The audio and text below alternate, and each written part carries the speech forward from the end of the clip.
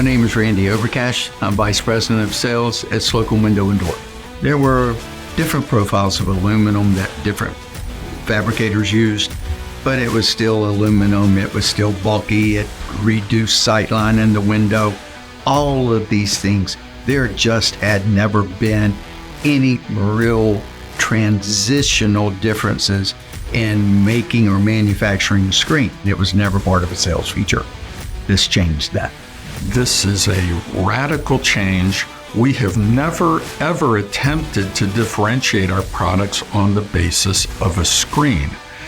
And what I saw in FlexScreen was, one, bring value to the homeowner in bringing a full screen that was unobtrusive, no matter what the finish would be on the product, and it would differentiate our customer in the marketplace.